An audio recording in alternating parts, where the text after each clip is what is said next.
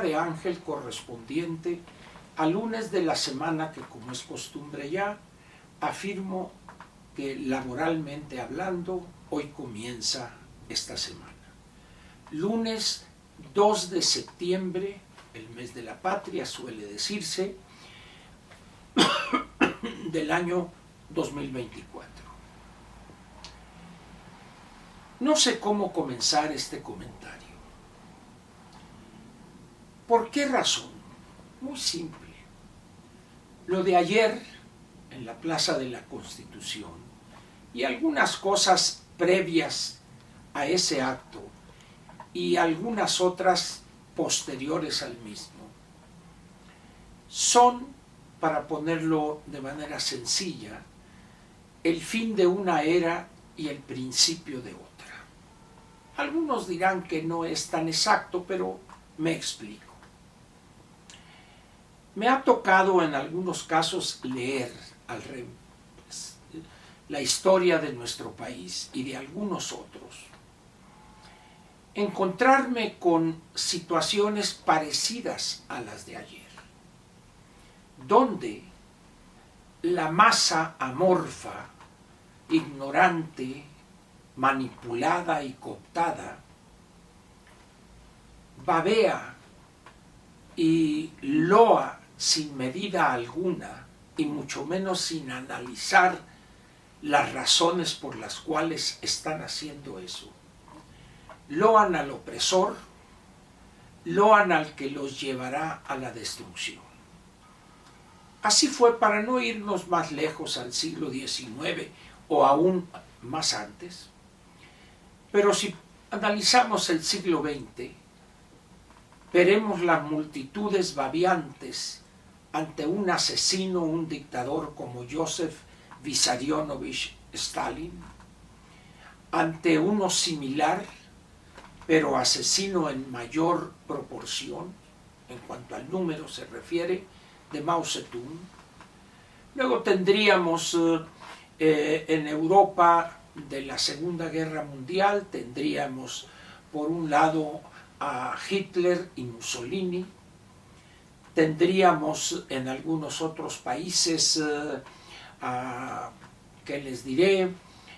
Nicolae Ceausescu en Rumania y muchos otros, sobre todo en países africanos. Posteriormente, con los años 60, llega un asesino como Fidel Castro, acompañado de dos colegas, Raúl Castro, Castro el Menor, Ernesto Guevara Lynch, y así. En todos ellos hay un común denominador: multitudes babeantes, ignorantes, inconscientes de su situación casi de esclavos, vitoreando, perdida su conciencia o su capacidad analítica, ante el asesino que les cuenta cuentos, valga la redundancia, de fantasías mil y de promesas del paraíso terrenal. Todos ellos fueron poco a poco echados al basurero de la historia, convertidos en una H-E-Z, al basurero de la historia fueron a dar, y ahí entre las moscas, las miasmas, la porquería, ahí quedaron. Y no solo ellos, sino su visión, sus ideas, sus mentiras. Les acompañó también Perón, Eva Duarte y algunos otros más o menos de la misma ralea. Esa etapa en México de adorar, de babear ante el mentiroso, ante el demagogo y el manipulador, es una práctica vieja en la sociedad mexicana y una práctica común de millones y millones de mexicanos. Así se vitoreó a Villa, a Zapata, a Cárdenas, a Echeverría y López Portillo también. y a los siguientes presidentes. Pero ninguno de ellos había llegado a los niveles de locura, de mentiras, de engaños a esa masa amorfa, cuya característica fundamental o características fundamentales son la falta de capacidad analítica para darse cuenta del peligro al que estaban expuestos, y también sin conocer lo mínimo de la historia para tratar de ver cómo caminaban al precipicio y entrar en una etapa de mayor tragedia que en la que viven o la que padecen, y ver tiempos negros, tiempos muy oscuros. De tiempo en tiempo los países producen un personaje, un líder tóxico, como es el caso de López Obrador. Y alrededor de él pululan aquellos que años antes se decían de izquierda, revolucionarios, que iban a cambiar el mundo, como estos jóvenes del CEU que han terminado en burócratas enriquecidos, y otros con aspiraciones a heredar ese reino luminoso de la 4T. Sin embargo, como dice el título de aquella vieja película, heredarás el viento. Así está México hoy ante López Obrador. El espectáculo lastimoso, ofensivo a la mínima inteligencia que dejaron ver decenas de miles de mexicanos, que por la dádiva, por ese afán de querer vivir sin trabajar, la mayor parte, y los otros, oportunistas y corruptos, y que se prestan a cualquier exceso, a cualquier corruptela con tal de seguir en el poder o disfrutando una parte del poder, pero también disfrutando de los favores del bulto Andrés Manuel López Obrador. Triste es ver las imágenes una vez más hoy de lo que ayer lunes se escenificó en la Plaza de la Constitución. Y la pregunta aquí surge inevitable: ¿qué sigue para México?